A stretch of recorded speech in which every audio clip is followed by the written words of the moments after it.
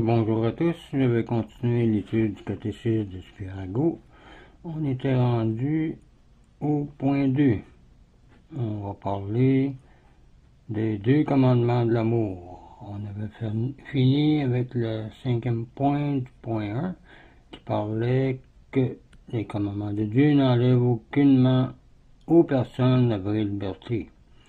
Même c'était marqué que là où il y a l'Esprit de Dieu, là règne la liberté. Dans 2 Corinthiens 3, verset 17. Donc, on va commencer avec un signe de croix pour étudier les 2 commandements de l'amour de Dieu. Donc, au nom du Père, du Fils et du Saint-Esprit. Amen.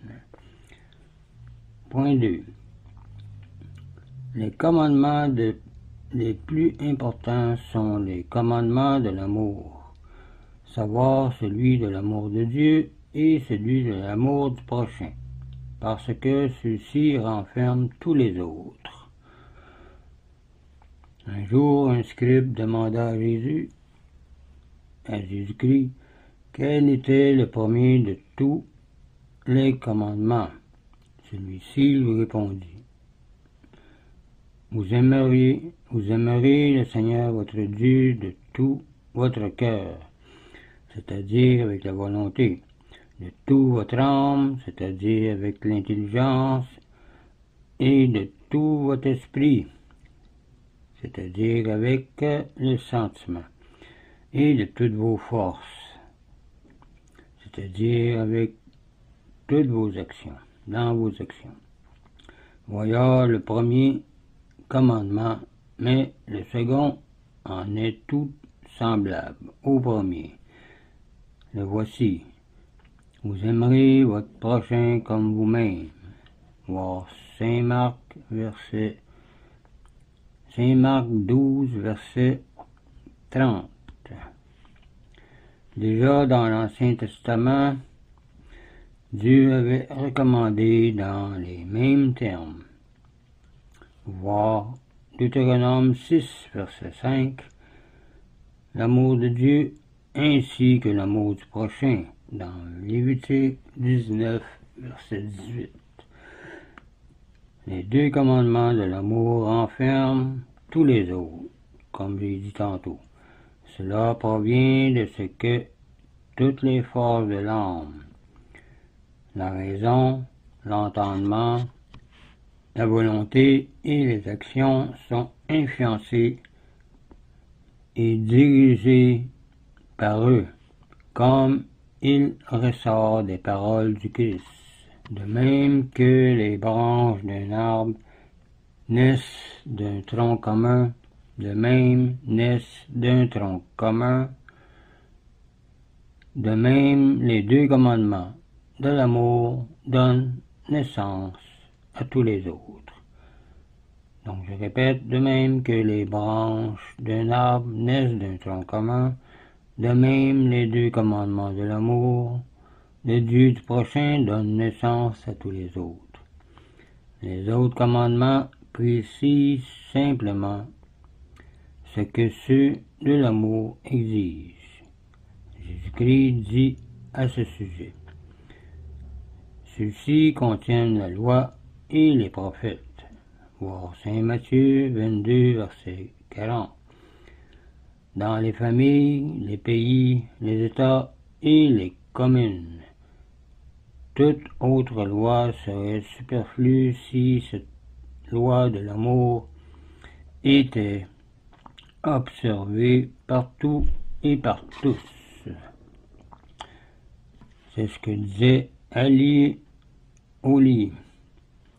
Le commandement de l'amour de Dieu renferme les 4 commandements du décalogue de l'Ancien Testament et celui de l'amour du prochain, les 6 autres, avec le précepte de faire des œuvres de miséricorde, qui est marqué dans Matthieu 25, versets 30 à 46. Les 4 premiers commandements se rapportent à Dieu, comme notre souverain Seigneur Dieu exige dans son premier commandement l'adoration et la fidélité. Dans le deuxième, le respect. Dans le troisième, le service. Dans le quatrième, la soumission à ses représentants sur la terre. Les 6 autres commandements concernent le prochain et défendent de lui nuire dans sa vie, c'est ce que dit le 5e, dans son innocence, dont parle le 6e, dans sa propriété, que le 7e parle, dans son honneur aussi, dont parle le 8e, dans sa famille, dont parle le 9e et le 10e. L'ordre de Jésus-Christ de pratiquer les œuvres de miséricorde, comme je viens de dire, dans Matthieu 25, verset 31 jusqu'à 46, complète la deuxième partie du décalogue, qui se rapporte à l'amour du prochain, car il prescrit de l'assister dans le besoin, si on est capable d'aider. Jésus-Christ du reste fait clairement reconnaître dans sa réponse au jeune homme riche que les 6 derniers commandements forment un tout, car il énumère les commandements relatifs à l'amour du prochain, en commençant par celui qui défend de tuer. Voir Saint Matthieu 19, verset 18, et Saint Luc 18, verset 20. Saint Paul aussi trouve que du 5e au 10e commandement, tous forment une série de lois complètes et méthodiques. Voir Romains 13, verset 9. Deuxièmement, celui qui possède l'amour de Dieu et du prochain accomplit tous les préceptes et parvient à la vie éternelle. Donc celui qui observe les commandements de l'amour observe tous les autres, parce que tous les commandements y sont référés. Voilà pourquoi saint Paul dit, la charité est la perfection de la loi. Voir Romains 13, verset 10. Sans l'amour de Dieu et du prochain, il n'y a pas de salut, disait saint Jean.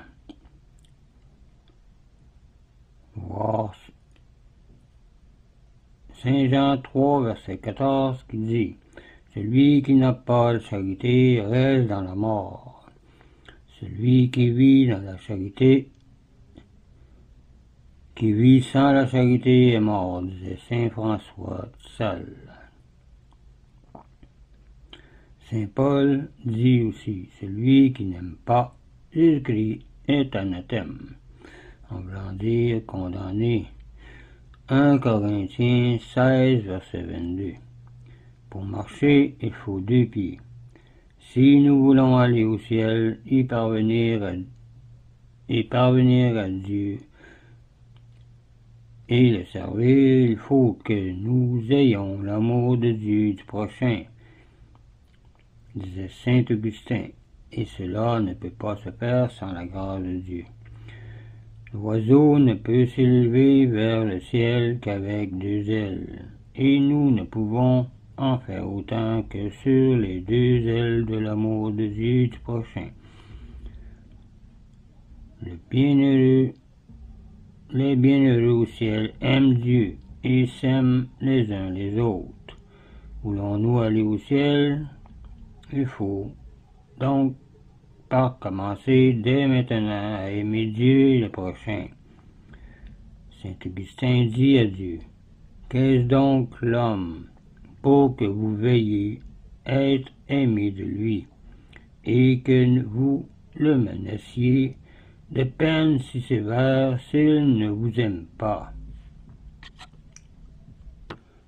Troisième point qu'on va commencer un peu, juste par le titre, après ça on va arrêter ici. et on continuera le reste dans une autre vidéo. Donc le troisième point, c'est que les facultés d'aimer Dieu. Et le prochain nous est accordé en même temps que la grâce sanctifiante quand nous la recevons, soit au baptême, soit pénitence, etc. On va continuer le point 3 dans la prochaine vidéo.